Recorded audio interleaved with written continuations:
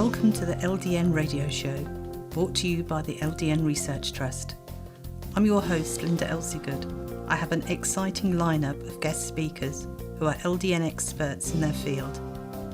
We will be discussing low-dose Naltrexone and its many uses in autoimmune diseases, cancers, etc. Thank you for joining us.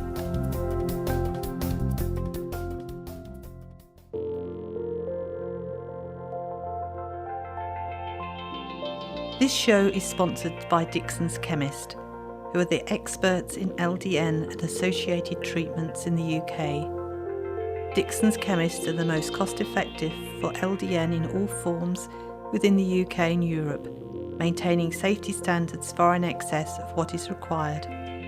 Why would you choose to get your LDN from anywhere else?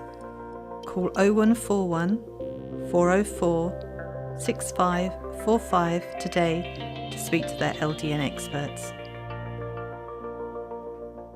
Today my guest is Dr. Baldeep Bains, and he is the younger brother of Dr. Harper Bains, who you may have remembered we had on the show a few months ago now.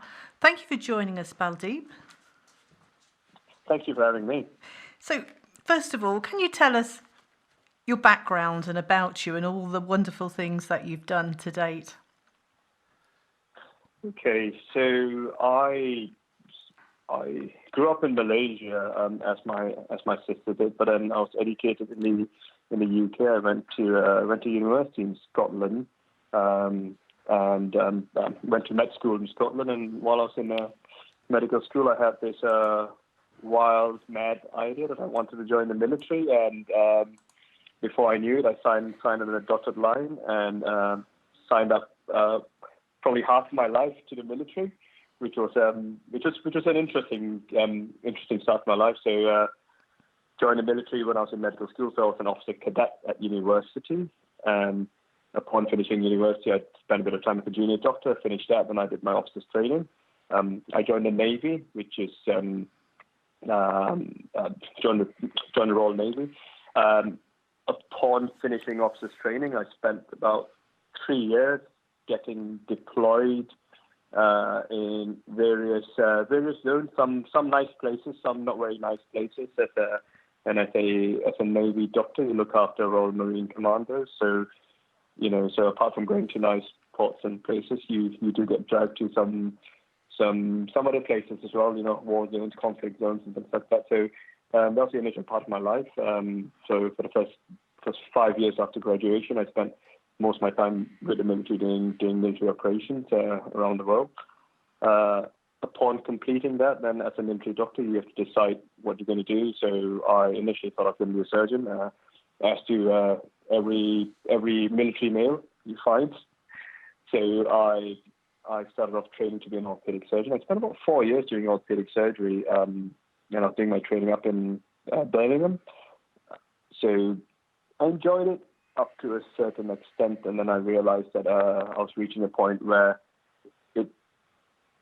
I enjoyed surgery. I wasn't passionate about surgery. I think I was passionate about something a bit more, and I discovered the whole world of general practice, and which is when I decided to quit surgery and join general practice. So I did my GP training partially with the military, partially within the civilian sector, and I qualified as a GP in 2009.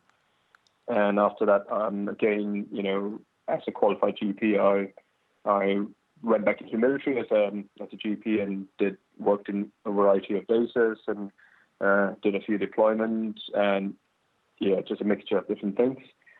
Up to 2015. So my wife got pregnant in 2014, and when I was deployed for 6 months, and I got back just in time before she gave birth. And I think after that, we just got a bit. I think reality struck me that I can't manage a military life being away and having a family. And when I left the military, so I left the military in 2015, and since then I worked as a GP for a short while before my sister suggested that I join her practice, which is where I'm currently at. So I've been with my sister, so coming close to a year and a half now. Been working alongside with her, and which is pretty much where I heard about LDN, to be completely honest. Mm-hmm. Well, being an NHS doctor and your military training as well, I should think that makes you mainstream, a mainstream doctor, where your sister is more of looking at, I hate to use the word alternative, but to use more natural and less mainstream medications and treatment plans, wouldn't you say? I couldn't agree with you, Mo. It was, I've got to say, it was quite a paradigm shift for me, because when she first spoke to me about what she was going to do, I thought she was absolutely bonkers. I'm not going to lie to you. Because I'm a GP. I might be a military GP, but I still practice general practice as with any civilian doctors would have practiced. And we adhere to the same guidelines. We use NICE guidelines, in the UK, and we adhere to the same guidelines. And what she was talking to me about functional medicine, I was like, we had many arguments about how she was practicing medicine, and how I was like, what are you doing? Are you crazy? Are you mad? Are you this? And it was I've got to say that we did see eye to eye initially with regards to what she was doing, and obviously things do change. And I think fortunately she persevered, and she she got me reading, got me attending some courses, got me trying to see the way she does things, and the way the functional medicine works. And to be completely honest, more I started going into it, more I started realizing the flaws that I'm not, by no means I'm trying to criticize general practice. I think they do a fantastic job, and I utterly appreciate what my colleagues do and everything else. But there's a certain extent to which we can actually help them, and they're quite stuck with their ways. And I don't blame them, because they're guided by guidelines, and a lot of the guidelines, who sits in the committees of guidelines are, people who've got some vested interests elsewhere. So I'm not going to mention names, but I can understand, the restrictions they have, and why, they can't, it's quite hard for them to go and explore other avenues. So yeah, to sort of cut it short, I think it was upon reading and starting to understand more and more, speaking to people, and that's when I started understanding there's another way of doing things, and I'm really, really glad that I've been introduced to it as well, because had I not been introduced, I think I would have been missing out on a lot, and I would have been doing a lot of my patients, to a certain extent, some degree of injustice as a GP. So I'm actually finding it harder and harder to be a GP now, because of what I do know, and I'm finding it harder to go practice the way I used to practice, which is a bit of a conflict of interest, because I still do GP work, NHS GP, and I spend the remainder of my time doing functional medicine. So it's a bit of a clash of interest, and I think I know who's going to win. Yeah. So, since you've been working with Harple, what would you say, the main conditions that you are treating in the clinic?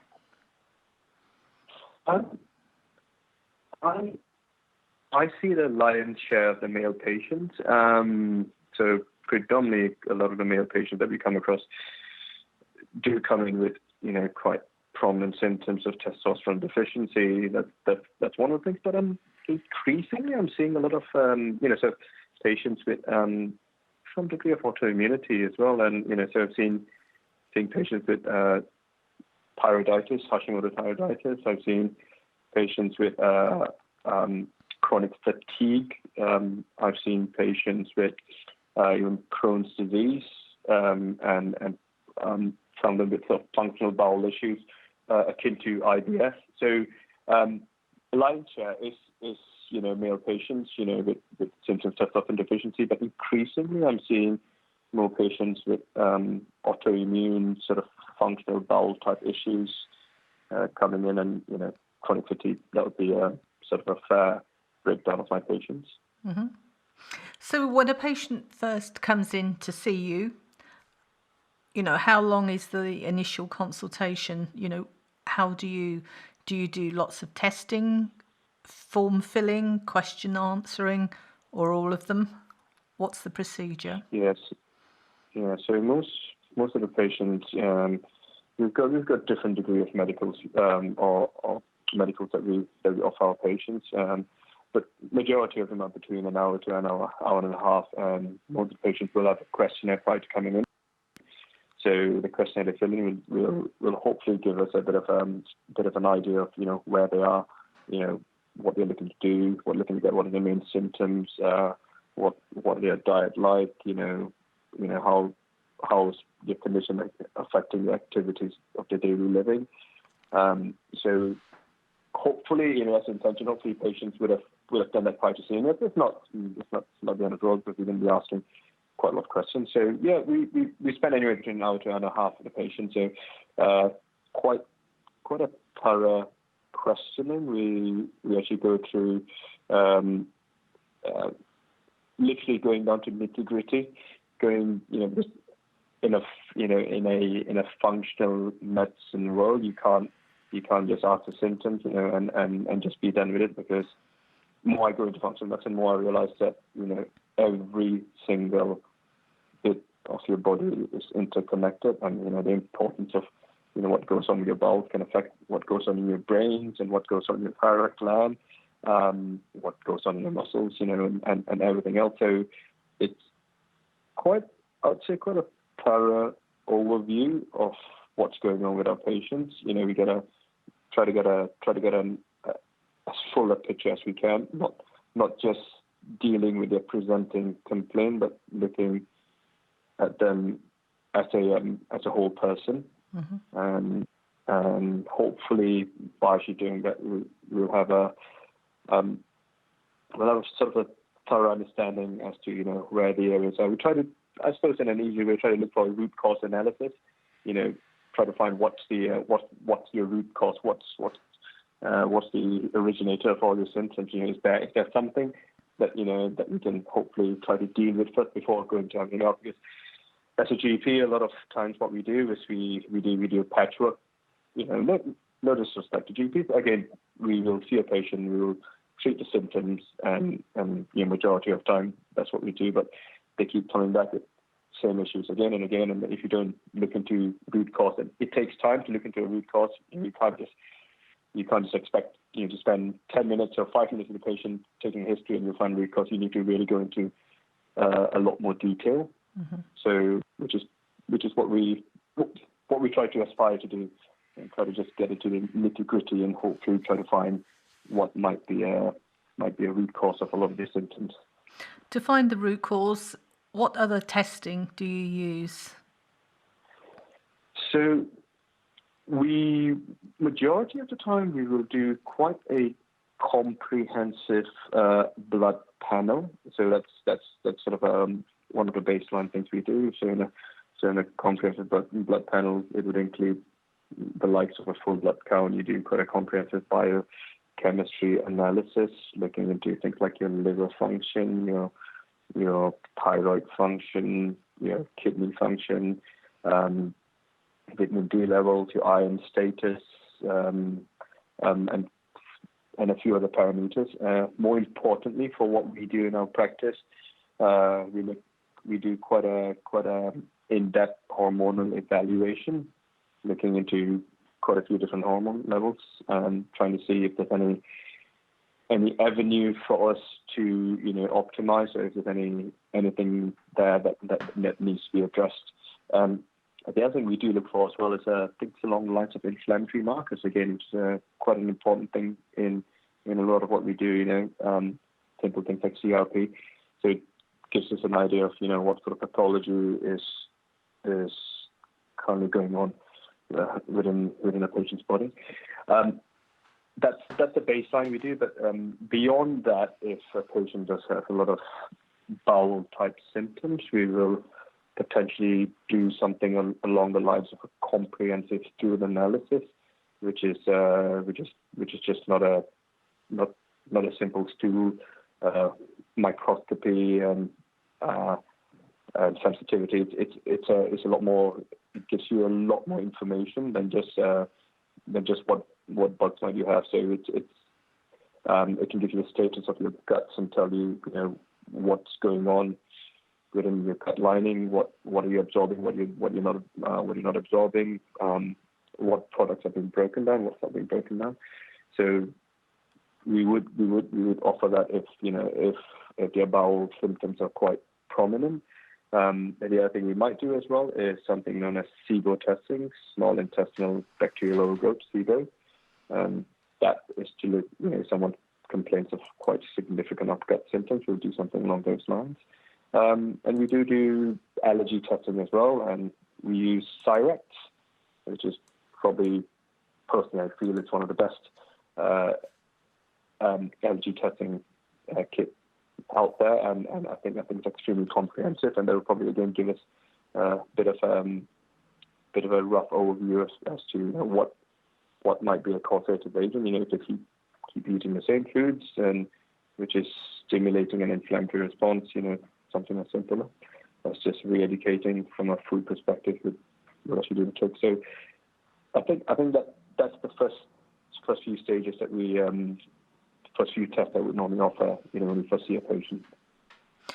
And when you ask patients about diet, are they honest with you as to what they eat or drink, or do they tell you what they think you would like to hear?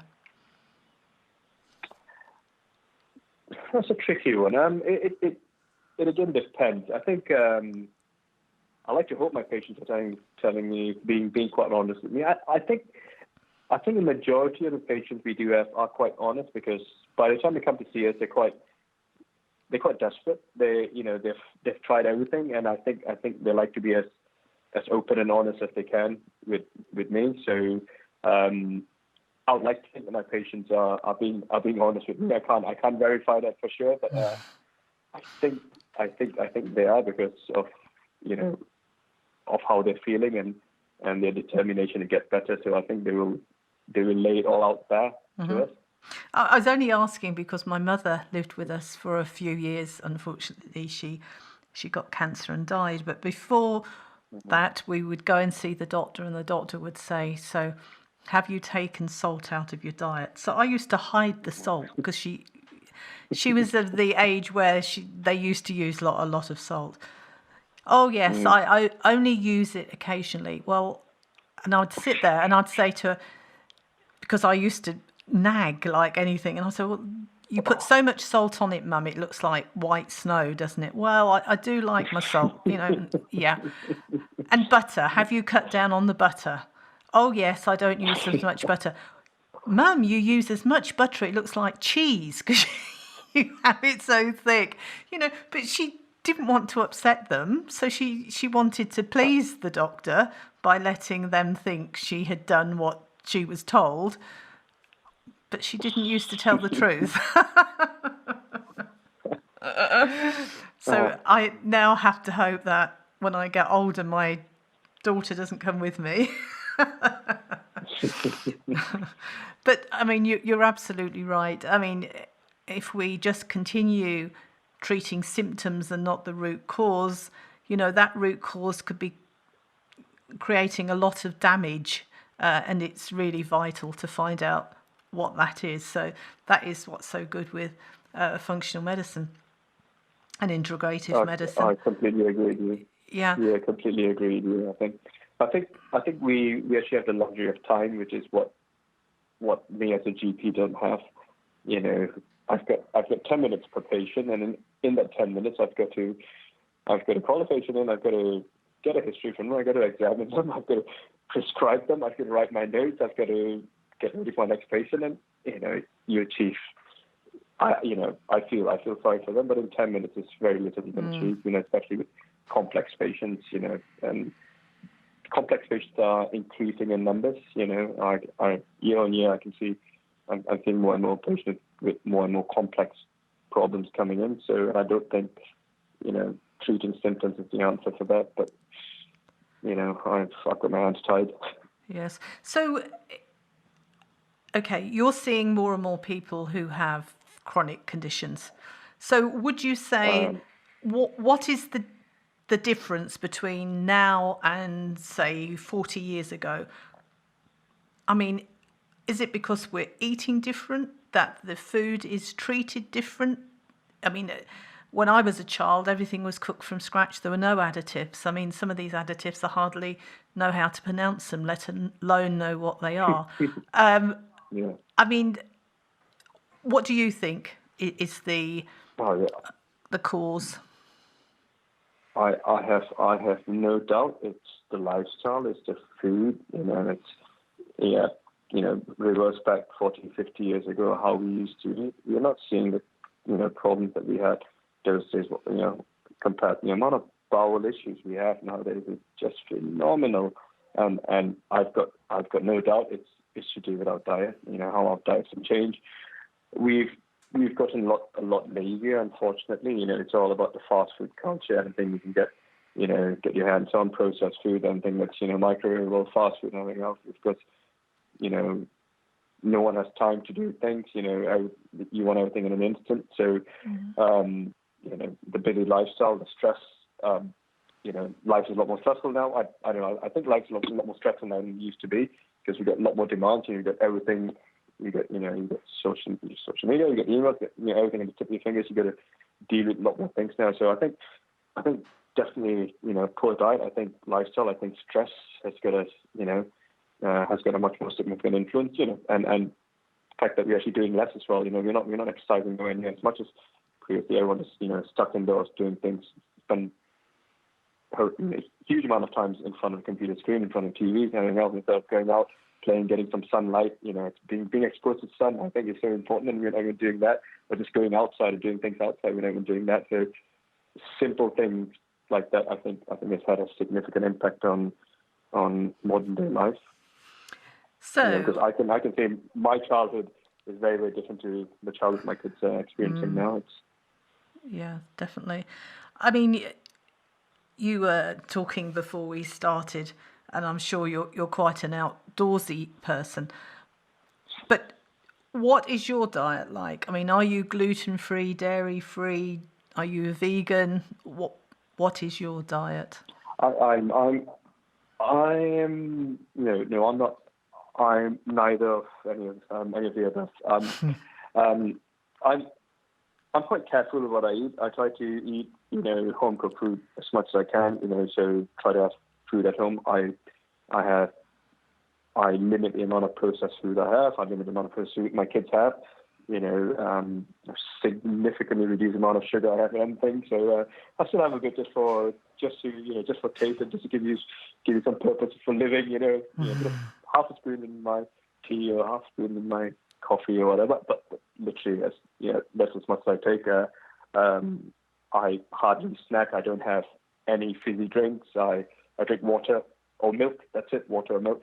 So I'm quite fortunate in the sense I don't really have much intolerances, so I can actually cope with gluten. I've got no relationship with gluten. But again, if I'm going to define myself, the easy way to say is I've significantly reduced the amount of processed or refined carbs I have now, and if I do have carbs, it's traditionally it'll be half a plate or 3/4 of a plate. It'll be probably a quarter of my plate is carbs, but I still have some carbs. I do a lot of exercise, and I need the energy, so I still have carbs, and I'll have probably half my plate is protein, and then the remainder I'll have some greens and veg. So that's probably about where I am. Mm-hmm. I'm aware of loads of different dietary regimes out there, and I just find that seems to work well for me. I'm currently 43 years old. I feel fantastic. I feel peak performance. I train hard, and I can still sustain my training. I've got no real issues. I've got no fatigue issues. So I'm not obese. I'm pretty. I like to say that I'm in quite a decent shape. So I think it's working for me. But I think I do attribute a lot of it to me being quite religious about exercising on a regular basis. Mm-hmm. But I'm careful. I'm not. I don't eat junk all the time. I'm not munching on crisps every day, bars, and I don't eat junk. Mm-hmm. And in fact, quite recently, I started something known as intermittent fasting. I've read a lot about intermittent fasting, and I'm probably doing it about 2-3 times a week. I try to fast a total of 16 hours, and then try to eat within the daylight hours, which is what it's been shown to be quite effective. And so that's the only, I suppose, if you say any dietary routine, but that's been quite recent, probably 2-3 weeks ago. That's what I started doing. I had a podcast basically, and that's where I got the idea of trying intermittent fasting. I just read a lot of good things about it, and decided I might just give it a try and see how it helps, if it makes a difference. I'm not, I don't find it too hard to do. So, yeah. So we nearly ran out of time, but just very briefly, parents who want to make sure that their children grow up as healthily as possible, what would you recommend to do diet-wise with children? Because it's very difficult, isn't it? With all the crisps and the sweets and the biscuits and all the advertising on television. How do you go about trying to establish healthy habits? I think you've got to right from them being a baby, you've got to introduce them to good food, introduce them to fruits, to healthy fruits, healthy vegetables. So our kids right from 1 year old, 2 years old, they've been eating loads of fruit with potentially fresh vegetables as well. And we try to make everything from scratch, make home cooked food. So we have very, very little snacks at home. Our kids, snacks is a luxury. They get sweets. We have hardly any sweets, but if they do get any sweets, it's a luxury. We don't give them any. They have no sweetened drinks. They have no we don't buy Robinsons or anything along those lines. Nothing whatsoever. They drink water. They like water. That's the only thing they seem to drink. My daughter doesn't like drinking anything else apart from water, which is quite nice. Once in a while, she gets fresh fruit juice, but apart from that, it's water and milk, and that's all they have, water and milk, and so I think trying to develop habits right from the start, and we're trying to give them a lot more, for breakfast having eggs, or we've never purchased any, things like cornflakes, Frosties, nothing of those sorts. If we have to give them anything, I'll give them oats, or we'll give them Weetabix, something along those lines if we have to. I've got some issues with Weetabix myself, but I'll rather than have something along those lines, that we're gonna have some high sugary cereals, and but I think eggs and even traditional English breakfast as well. They love sausages, We try to get good quality sausages for kids, So I think just being slightly pickier, trying to make a lot more home cooked meals, and try to buy less and less processed food. I know it's a lot easier, and when you have kids, easier said than done. Life's extremely busy. You get time. Everyone's quite time poor, but it doesn't take a lot. It doesn't take a lot to make a decent meal for kids. If you've seen Jamie Oliver, in fact, we've got quite a decent recipe from Jamie Oliver. Kids recipes, and they're healthy and they're easy to make, and they don't cost an arm and a leg. So, yeah. Well, that's really interesting. So we know what we need to be doing, and we should practice it. So we've come to the end very quickly. If patients would like to come and see you, how do they get in touch with you? So they can just go on to our website known as Harpal Clinic. So the website is called harpalclinic.co.uk, spelling HARPAL clinic.co.uk, and we have 2 practitioners there. It's myself and my sister. So we both work alongside each other. So hopefully they'll get 2 for 1, because she discusses a lot of patients with me. I discuss a lot of patients with her. So you get the benefits of 2 practitioners, and hopefully when you come and see me, you'll have I can appreciate the frustrations of a lot of patients as well, having come from the other side, and I can understand what's going on, and I can understand the limitations that they're faced with their GPs, and be able to give them hopefully a bit more of a balanced view. And I think one thing we pride ourselves on is ongoing support. So most of my patients have a open email chain with me, so they can email me anytime, and I will get back to them. and I will advise them, if needs be. So I think a lot of patients find that somewhat quite reassuring. But at the end of the day, they are doing things which are not very conventional. They're doing things where potentially their own GPs will be asking them why are you doing such a thing. To say, good example is I prescribed LDN to one of my patients, and I had a bit of a nasty email from his GP asking me what am I doing and everything else. But again, I think once the people are educated, once the GPs are educated as to what I'm doing and why I'm doing what I'm doing, you can get a GP alongside with you, and the GPs can work together with the patient and together with us.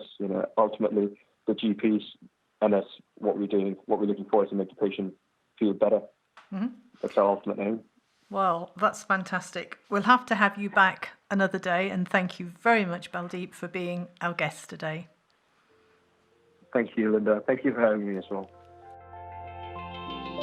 This show is sponsored by Dixon's Chemist, who are the experts in LDN and associated treatments in the UK. Dixon's Chemist are the most cost-effective for LDN in all forms within the UK and Europe, maintaining safety standards far in excess of what is required. Why would you choose to get your LDN from anywhere else? Call 0141 404 6545 today to speak to their LDN experts.